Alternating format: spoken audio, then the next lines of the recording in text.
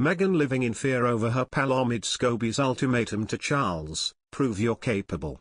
The Queen deserves to put her feet up while Prince Charles must do the heavy lifting, Prince Harry and Meghan Markle's friend Omid Scobie has claimed. The author of the Finding Freedom biography said one might be forgiven for reading this lighter lineup of the Prince of Wales' mother's duties as a lack of faith within the institution for his ability to take on the job. Writing for Yahoo, Omid penned, with the Queen now comfortably in the final chapter of her reign, now is the time for Prince Charles to prove he is truly capable of continuing her 70-year legacy, and a final chance to capture the imagination of those still unconvinced. Omid's comments come as the Queen, who now rarely carries out public engagements outside of her royal residences and uses a walking cane, made it during a surprise visit to Paddington Station to officially open the Elizabeth line.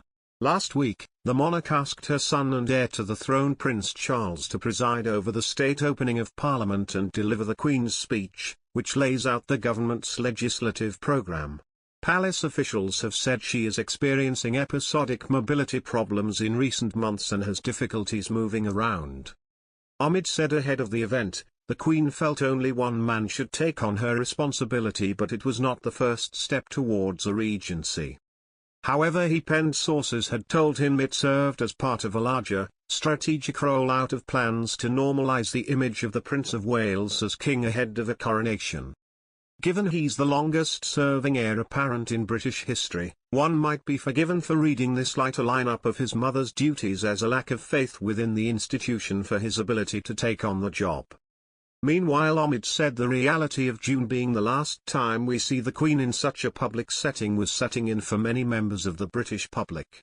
He went on to explain the transition between the Queen's reign and Charles' first years as king would need to be smooth.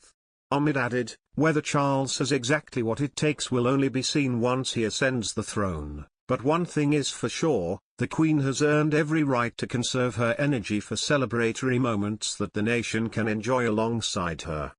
And for the jobs that will help Charles prepare for reign change, the head of the firm can finally put her feet up. She most definitely deserves it. Many royal fans commented on this news. One fan fuming, he is not a proper reporter, and has no clue about the royals. The actual royals, not those two absconders in California. No qualified reporter even speaks to him. One fan said, he's just repeating what Meghan told him to say. One more said, he has no credibility, described as friend and author of Finding Freedom, and he's insinuating something when in fact he knows nothing about what people within the institution think. I believe the Queen, as head of the institution, decides what duties Charles will take on. His comments were published today as the Queen made a surprise visit to Paddington Station to officially open the Elizabeth line with Prince Edward, days after cancelling her appearance at the state opening of Parliament due to mobility issues. Dressed in sunshine yellow, the Queen arrived at Paddington at 11:32 a.m., stepping carefully from the transparent lift while holding a walking stick and smiling warmly. Unveiling a plaque stating that she had officially opened the Elizabeth line, the monarch spent 10 minutes in the station before leaving in a lift, escorted by her son Edward. Her attendance was not publicly announced in advance, with the head of state facing ongoing mobility problems, but organisers were told there was a possibility she might be able to attend. The Queen rallied to make a trip to the Windsor Horse Show on Friday and on Sunday was the guest of honour at the equestrian extravaganza A Gallop Through History near Windsor, the first major event of the Jubilee festivities.